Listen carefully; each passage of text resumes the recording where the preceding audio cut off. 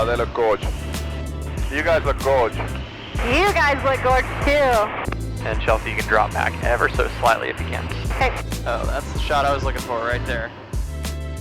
Well, it's a chilly and rainy day here in Kentucky, and we're in Chelsea's hangar. This is our Cessna 150 right behind us. And we wanted to cover some sort of frequently asked questions, if we could call them that, or sort of like a Q&A. We got a lot of questions about the Sling from the last series that we filmed, and comments, a few emails, just some things that we wanted to sort of clarify and button up in this video. The aircraft build experience is something that neither one of us have tackled before. And whether you're building a Sling aircraft or any other type of aircraft, let us know what your experience has been. And we're probably gonna go through a lot of it ourselves, and we're greatly looking forward to it. Any advice you may have, leave that in the comments too, because while this will be a little bit different than just taking on a build by yourself, because we're going to be doing a build assist with Sling, we're definitely open to any feedback anybody has or any issues or snags you've had. We want all that input. In this video, we're going to cover a few things. I have them written down here. We're going to cover basically like 3 big topics. We're going to talk about experimental, the whole concept of an experimental airplane, limitations, airworthiness directives, depreciation of experimental airplanes, and then what are the positives of going experimental. The second topic that we're going to cover is how we're building it. And I just mentioned that we're going to be doing a build assist program with Sling at the airplane factory in Torrance, California. So we're going to talk about like, what does that mean? What does that look like? And sort of the implications there. And then after that, we're going to get to the good stuff, details and options. What's this plane going to look like? What are we equipping it with? What are we putting into it? What are we going to leave out?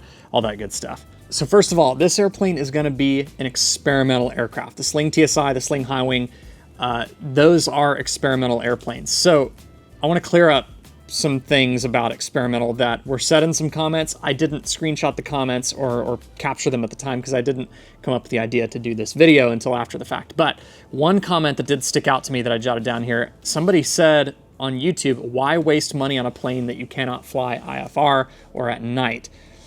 I don't know about other countries, but in the United States, that is not true. In the US, you can do both with an experimental airplane. Of course, the airplane and the pilot are going to be subject to the same requirements as though you are flying a certificated airplane. It's the same thing.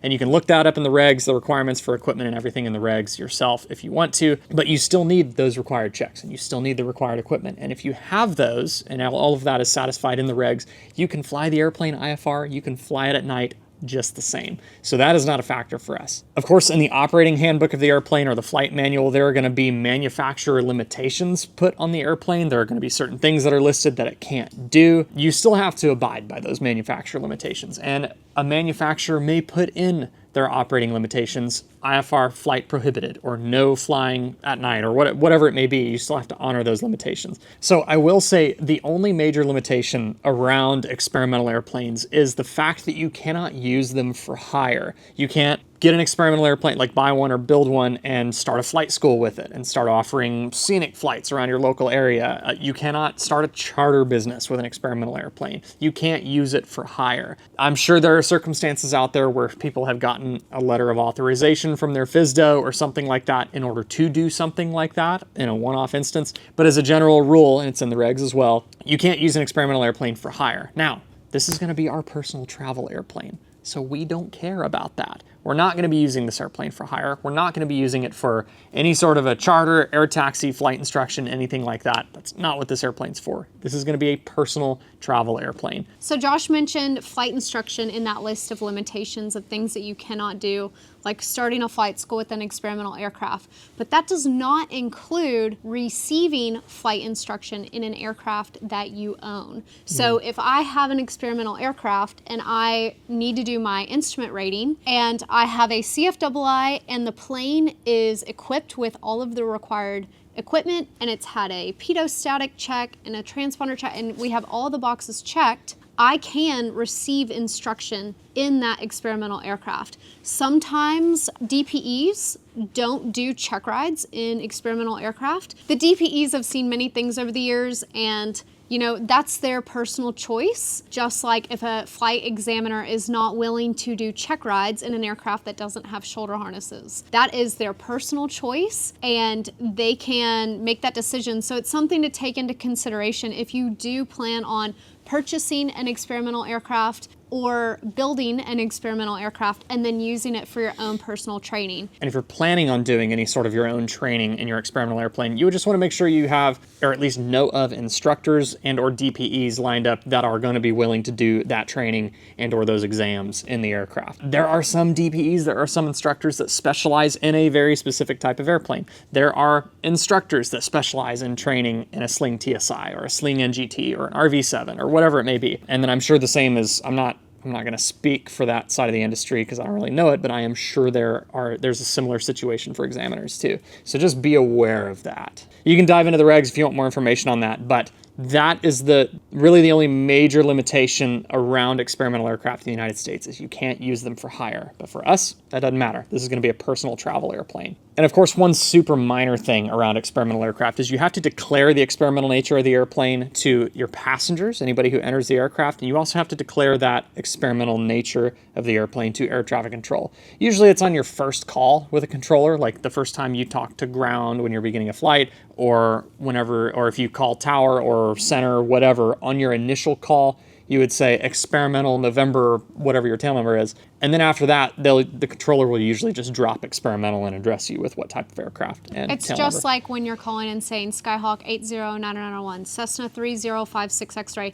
You're letting them know what type of aircraft you're flying. Sometimes they're gonna come back with a question because they're not familiar with that type of airplane, and they want to put you in a category for potential sequencing or how they can better assist your flight mission later on down the road. If they know what type of aircraft you're in, what kind of speeds you're looking at, maybe what you have on board, your altitude limitations, stuff like that, they're going to know how to better work you in the big picture system of our United States airspace if they know what type of aircraft you are. Exactly. So someone left a comment and said that experimental aircraft were not as safe as certificated aircraft because they were not under the same scrutiny by the FAA. I feel like there is a little bit of a misconception when it comes to certificated aircraft and experimental aircraft and the FAA's involvement and oversight in keeping those planes safe. When it comes to airworthiness directives, those are issued by the FAA. If there is a problem that has been found and it's a recurring thing and there needs to be some sort of action taken within the industry to address that. So with any airworthiness directive, you're going to see what types of planes, engines, propellers, or accessories it applies to, and almost all of them are going to still call out that they apply to the experimental aircraft world. So when a lot of people hear about experimental airplanes or think about experimental airplanes, I think those who haven't been in touch with that side of the industry sort of have this like image of an airplane being willy-nilly assembled and slapped together, screwed together, taped together, whatever, in somebody's garage. That's not the case, especially with kit-built planes. Now, some airplanes are totally custom from raw materials and somebody thought up the blueprints and built it. But either way, these airplanes still have to have an airworthiness certificate from the FAA. It's still the same thing, it's just a different process. Whether we were building the airplane at home or at the Build Assist Center, we would still have to go through the process of having a designated airworthiness representative or a DAR from the FAA come check out the plane. So they still have to look at your build. They still have to make sure that you have done things properly, you have done things up to aviation standards, and it's not just a piece of crap that is absolutely not airworthy. Those things are still verified by an FAA representative, and the airplane will still get an airworthiness certificate. It's just a different process, but it's the same thing. So I wanted to highlight that sort of key difference / similarity between the certificated world and the experimental world. And just like we were talking about with the IFR stuff, you have to have certain equipment to fly IFR, whether you're certificated or flying experimental. The same is true for VFR. And your DAR, designated airworthiness representative, is going to be going through and checking all of those same boxes, which will be given to you on your airworthiness certificate for your experimental aircraft. Another comment we got on I think the most recent YouTube video, they said, quote, "You'll regret this. Experimental airplanes depreciate much faster." I'm no sales rep for general aviation airplanes, but in all of my research and shopping for airplanes and knowing how old they are and everything and what it takes in terms of money to build these airplanes, I don't think that's necessarily true. Certain airframes hold their value really well. Certain airframes don't. But that's true of the certificated world as well. Yeah. And I think the planes that don't hold their value were poorly built. And within that, it gives a lot of different value and variation to the market. When you go and just look up an experimental aircraft for sale, from one to the next, it might be so different. Yeah, and even if that were the case, that assertion were the case, okay. I mean, we're not necessarily focusing on like the value of reselling the airplane. We've looked at Sling TSIs on the market for sale. We've looked at tons of experimental airplanes for sale on the market that are a handful of years old. And I think the prices that they are for are pretty handsome. So yeah. I don't think that's really true. That's not something that I am even remotely worried about. Yeah. Now, if you tie it down in a hail shed outside in the south in the summer and you don't maintain the airplane, don't list your rust bucket of a Skyhawk for $300,000 on Facebook and expect to get some bites. People will just put a laugh emoji on it. Yeah, including myself, because you have to take care of your plane. If you take care of your plane, your resale value will be nice. But in any event, I don't think the factor or the variable of having an experimental airplane is going to cause it to depreciate any faster. It's all in how you maintain it, how you equip it, and is that design even sought after? You've flown an airplane that was certainly not sought after as an experimental airplane, and as a result, you can find them for dirt cheap. Yeah. It just depends on the demand for that airplane. So going with an experimental airplane has some positives, and this is kind of what I've focused on over the years, and I know Chelsea feels the same way. She mentioned unlocked innovation. So you kind of, it's a similar process, but it's a different pathway to get to a similar result.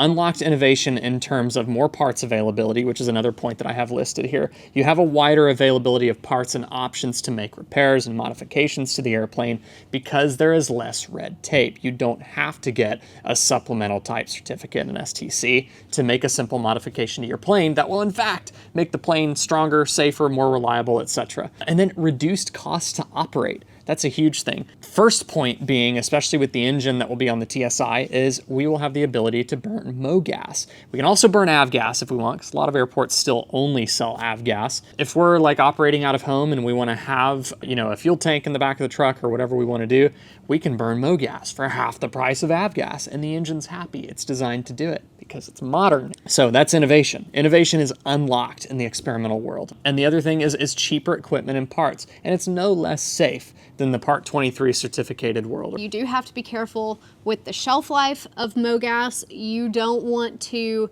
use someone's tank at their grass strip if you've bombed in there and it's been sitting for a while. I think you then have to start doing your own quality control of gas and being very aware of that. But I'm sure that we'll end up getting some sort of fuel tank to transport fuel in and out of the aircraft environment to top off the Sling whenever we have it here. And it's going to have, which we'll talk about in a second, long-range tanks. So it's going to be a lot less painful to top off the plane. Our fuel bills will be less than half of what they are. So we made the decision on the Sling TSI right after the trip that we took to Canada, and that's the video series we just finished releasing. And then right after that, so right after the trip, we made the decision on the TSI. Done. That's the plane that we want to get. We went ahead and placed the order, like filled out the paperwork, ironed out the options that we wanted and everything, and got the order placed because shipping from South Africa, the TSI is not as backed up on orders as the High Wing currently is. That didn't really play a factor into our placing the order. We're fine with waiting for the plane that we truly wanted, but we decided the TSI is what we really wanted. Let me just throw into, I saw someone insinuating in one of the comments that how could we have made the decision and a plane is already in a kit and on the way here. What people don't realize is when the power of editing, from when we went to Catalina to do test flights and then went to Canada, that was over 6 months ago. Bear in mind that was 6 months ago. On top of that, conversations with Sling began when we were at Oshkosh 2023. Yeah. That's when we were introduced and we really started having conversations with Sling, and then you started talking to them a year ago very seriously about executing a build together when we were in California. So all of this stuff has been manifesting behind the scenes, and I think that people don't realize the power of editing, and it's crazy that we even have to say that. But there were some comments kind of like insinuating like, well, our order must have cut in line. No, we placed the order a long time ago. Just because the video posted last week doesn't mean we placed the order last week. The order was placed like 5.5 months ago. It's a quick build kit that's coming to the Build Assist Center. There's a Rotax 916IS. We'll go into that here in a little bit. Also in the crate, and we're planning to start the build in March. We're not sure exactly when because the kit is on a layover in Korea right now, and we don't know exactly when it's going to land in the United States. So once we have a tighter bead on that, then we're going to go out there, arrange travel, and go out there and film some videos. It's so funny when you order something on Amazon and you can see your driver is 2 stops away. You can see every single stop your driver's, making or your package is making.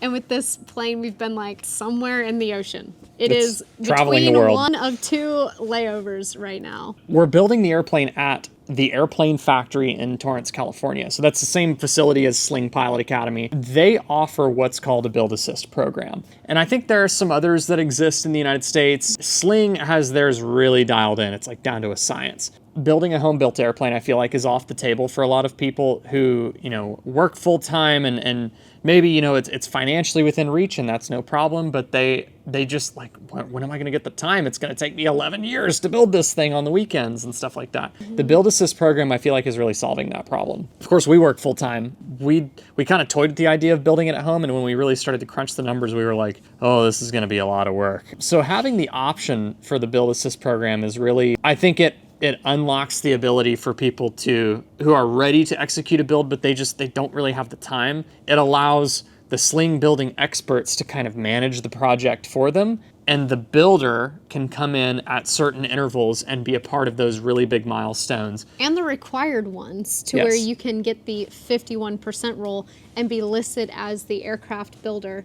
I was so blown away and impressed when we walked through, and they had huge sheets of plywood, and every single hardware bag and next step and everything was stapled in order. You just like fold them out and line them up, and then you just start. It's like when a kid wakes up on Christmas morning and they have the ultimate Lego set. It comes with a roadmap, it comes with a set of instructions. And I think it's common across a lot of different kit aircraft manufacturers, but you can either get a flat pack, and it takes, I think Sling said, around 2,000 man hours to build a flat pack, or you can order a quick kit. And a quick kit is still a crazy amount of work, but it reduces that 2,000 man hours to 900 hours. So you can choose to order the flat pack or the quick kit. Then you have to make the decision, am I gonna take this project on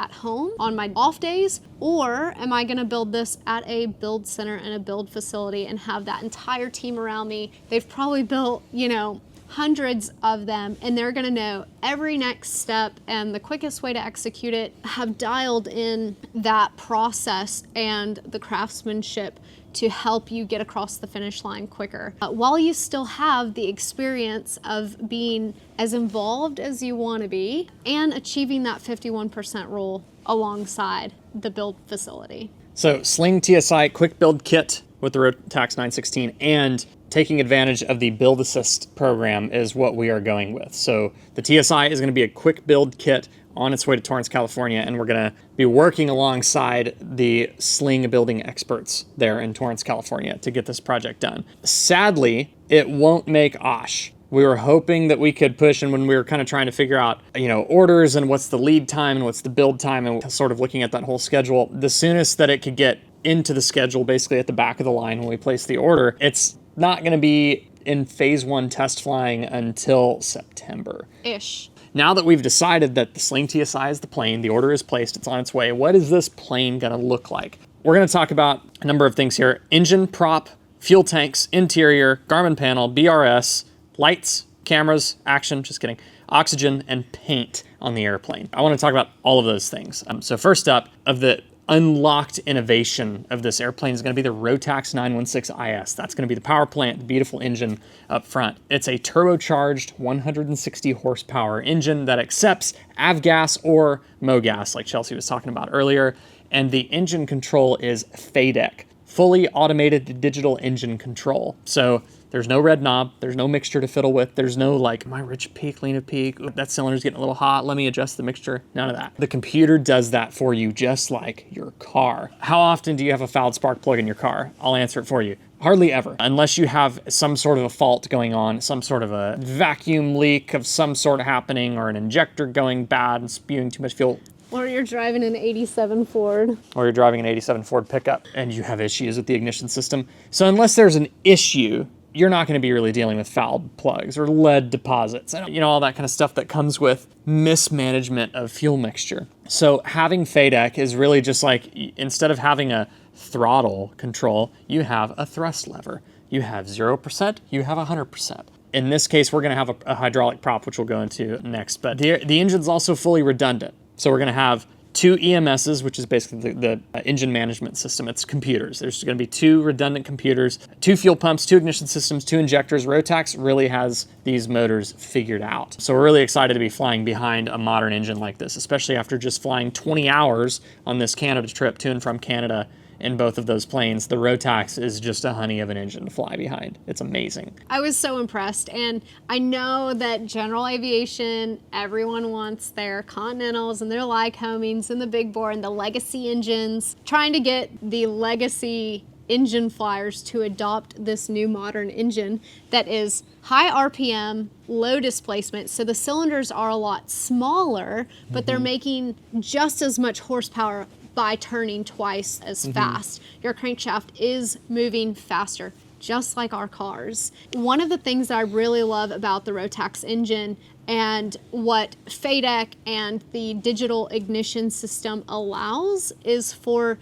your timing to change throughout your phases of flight and your different altitudes and different conditions that you're going to be operating your aircraft in. That's not something that's currently possible with our magneto-driven tractor technology legacy aircraft engines. I think it's going to be really enjoyable to work on them. I would like to do some of their engine courses. Mounted to the Rotax 916 is going to be an MT3 blade hydraulic propeller. So in the 2 slings that we flew, the High Wing and the TSI on that Canada trip, they both had an identical prop controller. It was just to the right of the thrust lever. It works just like the hydraulic prop on your 182 or your Bonanza. That is the same principle as everything else. It's a hydraulic prop governor that moderates oil pressure into the prop hub that then moves the blades. There are some good resources on how to understand how that works. I think actually Bold Method is the one site that I've found that has like the best GIF animation that shows how the whole system works. So that's how the propeller system is going to operate, just with a lever inside that controls the speed of the prop. So the feature that I'm probably most excited about on this Sling TSI is the fuel tanks. These are going to be long-range fuel tanks. I believe total the airplane's going to hold 66 gallons of fuel. That may not sound like a ton for those of you flying a gas-guzzling Suburban like a Bonanza or whatever it may be, but 66 gallons on an airplane with a Rotax 916 that at cruise is burning like 7 to 8 gallons per hour. That's a lot of endurance. I want to do the math real quick. So we flew both of these planes for significant amounts of hours and miles on this last trip. So I know for a fact that, for example, at 13,000 feet, we were flying in the TSI, we were burning 6.8 gallons per hour and we were churning out at 143 knots. And you were pulled back because you were maintaining speed with the High Wing, which is a little bit slower than the TSI. But yeah, we were definitely pulled back to an economy cruise. The Rotax actually rolled the fuel flow back into economy mode, which is a whole like technical thing. You can look it up in the Rotax manuals. But just for argument's sake, we always fly to our destinations. We never land with less than 1 hour of fuel endurance remaining. That's what we always shoot for, whether it's in this airplane, the Skyhawk, or anything else. So at 66 gallons, burning 6.8 gallons per hour, 66 divided by 6.8 gives us 9.7 hours of flying, okay? Let's take an hour off of that. So let's just say 8.7. At 8.7 hours, we're covering 143 nautical miles per hour. 8.7 times 143 knots. That's 1,200 nautical miles, a little bit over 1,200 nautical miles with an hour remaining. Yeah. So we can fly direct to the Bahamas from here. From here, we could fly direct to Freeport, Bahamas and land with like 2 hours remaining. Now, let's say that you're okay with juicing it up and you want to go a little faster. You want to be going like 155, maybe closer to 160. If you climb up a little bit, let's just say conservatively 10 gallons per hour. 66 gallons divided by 10 gallons per hour. That gives us 6.6 hours of endurance. Again, this is not economy cruise. This is powered up. Yeah.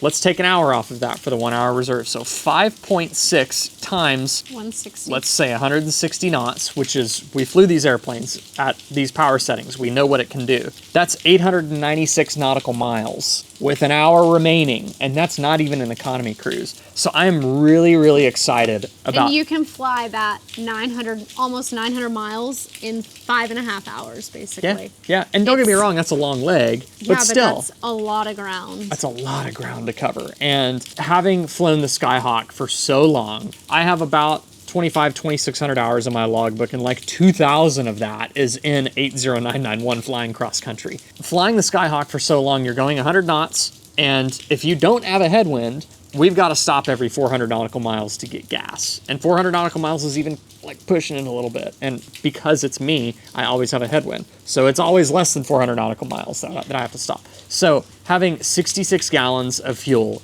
in a really fuel efficient and a faster airplane is just like, I'm so excited about our range ring on the map just getting giant. Like from our home base, wherever we are, we can go to so many different places, just about any corner of the United States, except for all the way across. We'll have to make one fuel stop going to California. We can get anywhere without stopping for gas. Okay, how many fuel stops did we make from California to Ohio County Airport when we flew? Oh gosh, it was 3 days of flying. The Cessna 150 and the Skyhawk from the West Coast, 3 days and 7 fuel stops. Yeah. We will be able to do that in 1 day with 1 fuel stop in the Sling TSI. I'm very excited to have a fast fuel efficient plane with a big fuel capacity. What's the interior of the airplane going to look like? We actually had to make that decision really early on. It was like right after placing the order. So if you want to know what the interior of the TSI is going to look like, you just look at the TSI that we flew to Canada and back. 916 Tango Sierra. We said copy paste. We basically said copy paste. Now we looked at all the colors. We looked at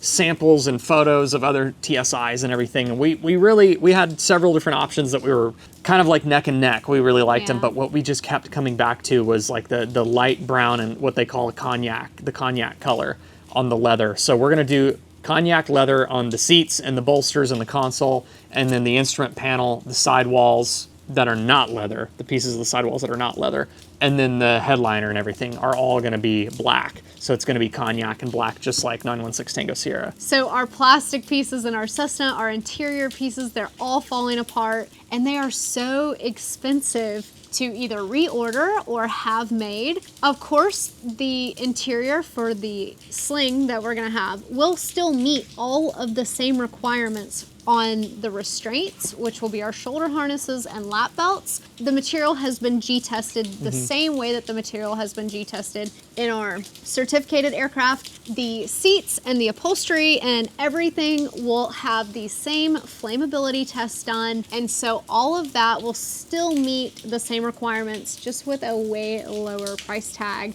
and way more options when it comes to repairing stuff down the road or replacing stuff. That brings us to the instrument panel, Avionics in the Sling TSI. It's going to be very similar to 80991 as well as 916 Tango Sierra. It's going to be sort of a hybrid of the two. The Sling TSI has a little bit more of a limited real estate on the instrument panel, but basically if you want to see what the instrument panel is pretty much going to look like, 916 Tango Sierra is really, really similar to it. We're going to add a couple of extra goodies. Of course, it's going to have a Garmin height advisor, just like the TSI that we flew has, so it's going to give the height call outs in AGL as you're coming down for landing or on instrument approach, which is really nice. Totally IFR. This is going to be an IFR cross country machine, so the Avionics are going to be absolutely tailored for that sort of mission. So it's going to be very similar to 80991 and 916 Tango Sierra. The other feature that I'm extremely excited about here is the BRS, Ballistic Recovery System. It's an airframe parachute that's going to be attached to the airplane. That's going to be built into the airframe. In the Sling TSI, it goes behind the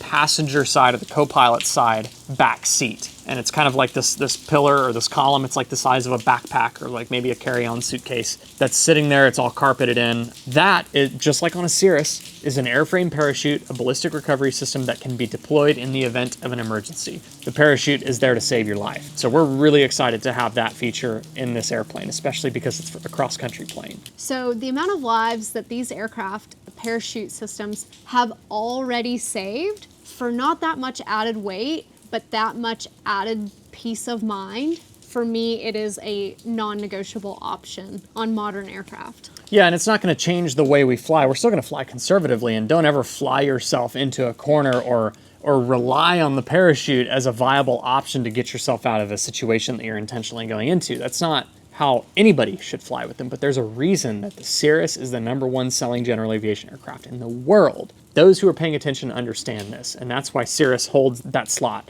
So on this Sling TSI, we're gonna have a BRS, and you can see it in the TSI and the high wing that we flew to Canada. It's that red handle that's right above the fuel selector. Give that a yank and that deploys the chute in an emergency situation, a life or death situation when you have no options to land. If we're flying along and we see an open stretch of interstate that we can put it down on without harming or putting anybody in danger, or there's an airport within our glide ring that we can for sure make it to. And when you're flying up that high in a plane like a Sling, what is the glide ratio? It's like twice the Skyhawk. When you have altitude on your side and you have a glide range in an aircraft like the Sling TSI, your options become more plentiful if you do find yourself in a situation to where you have to potentially use a parachute, you've lost your engine. Your ring is already really big because of this aircraft. And like I said, when you have altitude and a glide range on your side, the parachute is there for the situations where even those two factors can no longer help you. The airframe parachute is like the modern equivalent of airbags in a car. It's a modern innovation that, like, why not? Why not have that? So we're very excited about the BRS to be installed on this plane. Somebody asked about lights. What kind of lights are we gonna put on the airplane? Is it gonna be like 80991 and 56 X-ray? The answer is yes. We're gonna have basically the same lighting package that we have on both of these planes. We have Wheelin' LEDs. Chelsea has the beacon, the strobes all the way around, and the landing and taxi light out on the wing. 80991 has all the same stuff, and we recently added wingtip landing lights. So the Sling TSI and the high wing, they have twin par 36 lights on both wingtips, or on the leading edge of both wings toward the wingtips. So we're gonna have basically 4 spotlights on pointing out the front of the plane on the wings, and then of course LED strobes, a beacon on the tail. It's gonna be lit up, so that will be all Wheelin' LEDs. Equipping the airplane for cameras. We're gonna have dedicated power points and mounts. We're gonna show a lot more of that in the build process because we're not sure exactly how we're gonna arrange that and engineer it, but we're gonna customize this airplane for filming, and it's gonna be something that you're allowed to do in experimental. Yeah, something that you can just do in experimental aviation. Of course, you want to be safe about it. You want to make sure that you're never ever use plastic mounts, and use good power products, and make sure the wiring is done correctly up to aviation standards and all that kind of stuff. But you can make these modifications and innovations in the experimental world. So I want filming to be easy, camera setup and power and everything to be easy, and I want the whole process to be failure-free. I don't want to be worrying about cameras having power issues and having audio feed issues and mounting issues and all that kind of stuff. So we're going to customize this airplane to handle all of that. So that's going to be a really, really nice thing. Oxygen. A couple people left comments on the videos about oxygen systems because Sling TSI has a whopping service ceiling of flight level 230, 23,000 feet with the Rotax 916. Are rumors that they could potentially do more than twice that. Just rumors. Yeah, just rumors. No technical data has been recorded, only footage. But anyways, we're definitely gonna port the airplane to all 4 seats with oxygen, so you can hook up either a mask or a cannula for all 4 seats. And that will probably be plumbed to like a fitting and a regulator that's in the back. And we'll either have like the Aethra oxygen maker, which is what the Sling TSI that we flew to Canada and back had, which is really cool, but it is limited for 2 people up to 15,000 feet. So we'll probably want the option to go higher than that. So maybe the best thing to do, and we're not sure yet, but maybe the best thing to do will be have a removable oxygen tank. So we can go up to flight level 230 if we want to, but if we're planning on just doing some local flying or like a shorter cross country or whatever, or we're taking 4 people, we're gonna have bags, or we gotta think about the puppy too. We wanna be able to remove that tank, free up that baggage space, and free up that useful load. Not that an oxygen tank's very heavy, but just be able to free that up. So if anybody knows of a solution to pipe oxygen directly into a dog's snoot, let us know. We're open to options. I don't think Millie will have a choice, but either way. And last, but certainly not least, perhaps one of the bigger projects here is paint. What's the plane gonna look like? I don't know.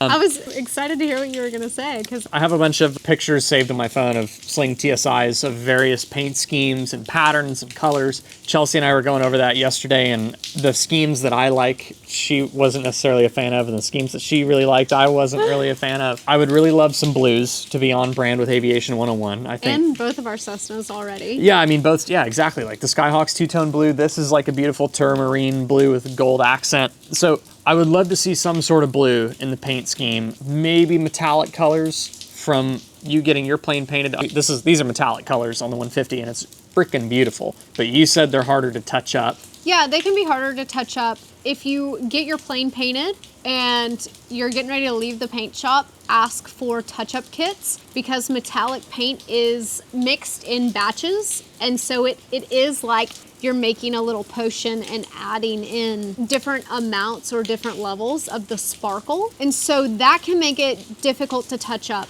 Josh was so adamant about me going with my metallic paint choice options, and I was so shocked to hear him say that he might not go with metallic on the Sling. I think it'll be metallic.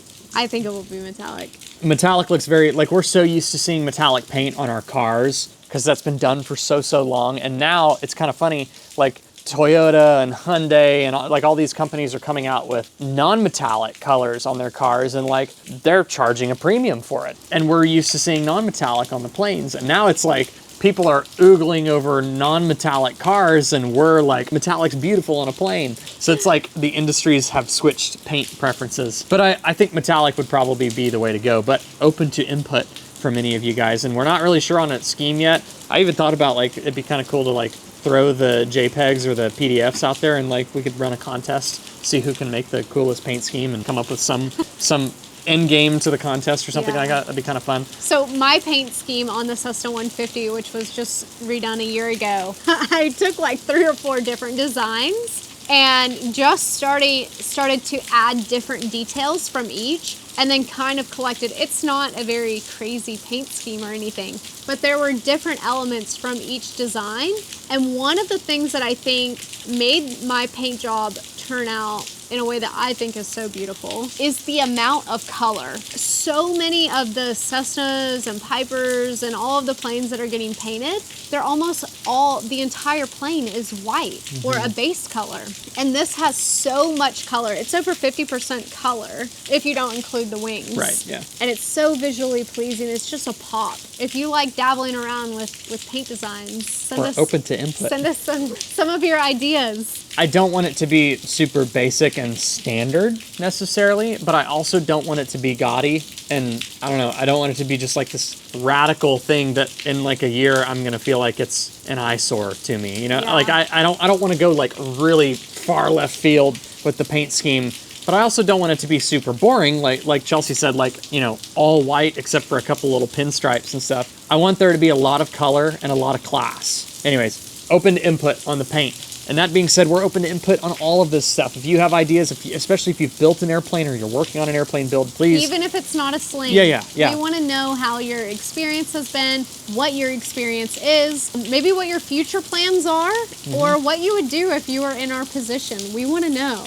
And we love engaging and writing people back on, I think we try to go through the comments on every video and add tidbits of additional context or appreciation for different bits of information from other people's experiences. We really value that, and it means a lot when people take the time to share those things, and we want to hear from you. Absolutely, yeah, and we try to respond to all the comments. We can't always keep up with all of them because it becomes a lot over time, but we want to hear about your experiences. So please leave your feedback, leave your comments down below. In my notes, I don't think there's anything else. I think we pretty much covered everything, and the rain is picking up. Until next time, you know the drill. I want you to stay happy and healthy, stay current in your flying, but most importantly, stay proficient.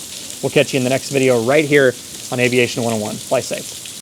I've never been on camera with you while you've done that. Yeah, I don't normally do that on camera. Ow. Oh, speaking of touch-up paint. Yeah, at least I wasn't wearing a hat. That would have really hurt.